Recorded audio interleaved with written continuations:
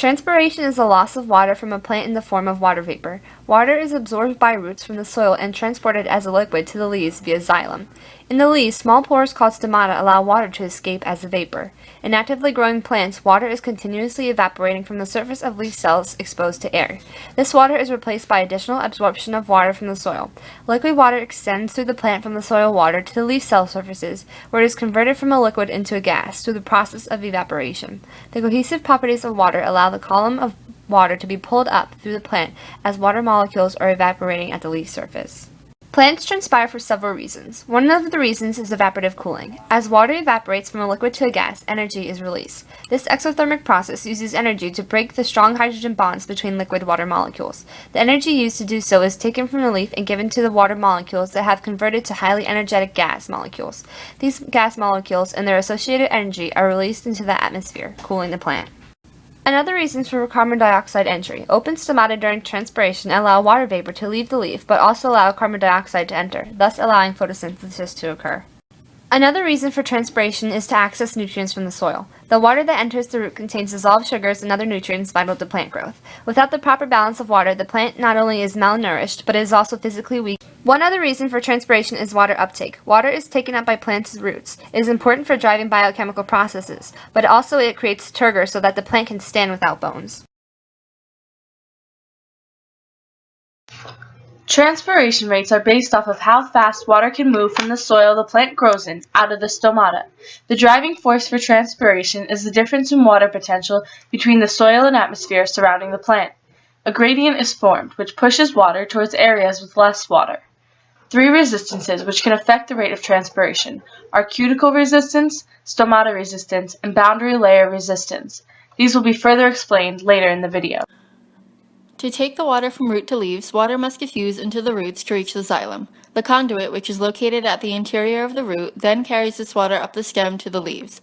To reach the leaves, water will diffuse from cell to cell. The water is then forced through the endodermis and cortex, whose pathway eventually leads to the leaves. Water will take the path that has the least resistance.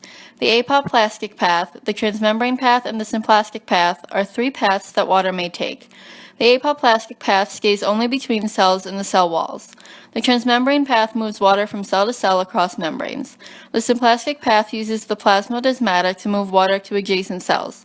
After water goes through one of these pathways, it crosses the Casparian strip, which stops movement between water cells. Once the water crosses the strip, it is free to enter the xylem and travel to the leaves. Another plant structure which is vital to the process of transpiration is the xylem. The xylem is the vascular tissue in plants that conducts water and dissolved nutrients upward from the root.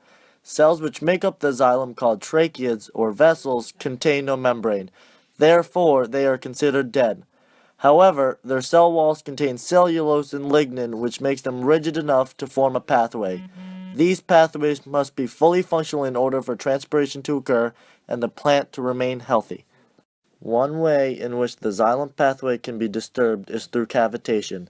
Cavitation is the filling of a xylem or tracheid with air. This may occur if a plant is in freezing conditions or during the hottest part of the day. In freezing conditions, the solubility of gas is very low and it comes out of the solution when the xylem gap freezes. Once it thaws, the gas bubble is still present in the xylem and blocks the flow of water from the roots to the leaves. During the hottest part of the day, there is often a lack of water available from the soil in comparison to the amount of water evaporating off of the leaf. Plants are most susceptible to cavitation when transpiration rates are extremely high. If cavitation does occur, then a water deficit can emerge in the leaves. Transpiration cannot occur if a leaf does not have stomata. Stomata is defined as the pores in the epidermis of the leaf or stem of a plant, forming a slit that allows movement of gases in and out of the intercellular spaces. They are primary control mechanisms that plants use to reduce water loss.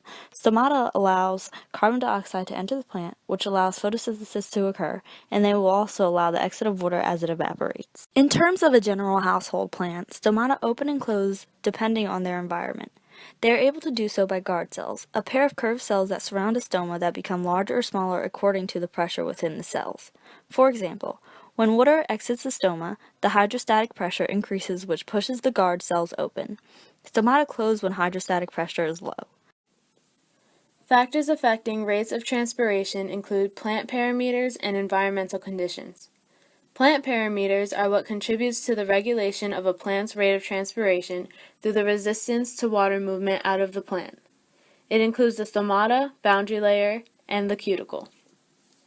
Stomata are the pores of leaves that allow carbon dioxide to enter by causing water vapor to exit. The rate of transpiration increases when the stomata are open. When they are closed, the rate decreases. The surface of a leaf is surrounded by a thin layer of still air, called the boundary layer. Water vapor would diffuse through this layer in order to exit. The thicker the boundary layer, the slower the rate of transpiration will be. The cuticle is the barrier for water movement out of a leaf. It is located on all tissue above ground. Thicker cuticles are present in plants located in warmer climates as compared to the ones of a cooler climate. Environmental conditions are what lead to the exiting of water from a plant. It includes soil, water, and light. The water used for transpiration out of a plant is called soil water. The soil gives the water the ability to move through the plant. Light causes the stomata to open, allowing carbon dioxide to enter. Stomata typically opens starting at very low levels of light, in order for there to be access to the carbon dioxide for photosynthesis. Relative humidity is the amount of water vapor in the air compared to the amount of water vapor that can be held at the specific given temperature. A leaf with relative humidity at 100% is well hydrated and mimics the atmosphere on a rainy day. With a reduction in the water, the atmosphere will create a stomatal gradient for water to move from the leaf to the atmosphere. The higher relative humidity, the less transpiration will occur. This is because the atmosphere contains more moisture, reducing the driving force. When relative humidity is lower, the moisture in the air decreases, thus increasing transpiration. Temperature fluctuations will alter the driving force for water movement. Temperature will increase along with the water holding capacity of the air. However, the amount of water will not change, just the ability of the air to carry water. Warmer air can hold more water because of the relative humidity, which makes the air drier. This then increases the driving force for water movement out of the plant. Thus, the warmer temperatures will increase the transpiration rate as the cooler air decreases the rate. Wind removes the boundary layer that will alter the rate of transpiration. When wind increases, the movement of water from the leaf surface area will increase as the boundary layer is removed. This causes the path of water to reach the atmosphere to be shortened. The wind increases transpiration because the overall surface area and boundary layer is smaller, so the water can be transpired easier and faster.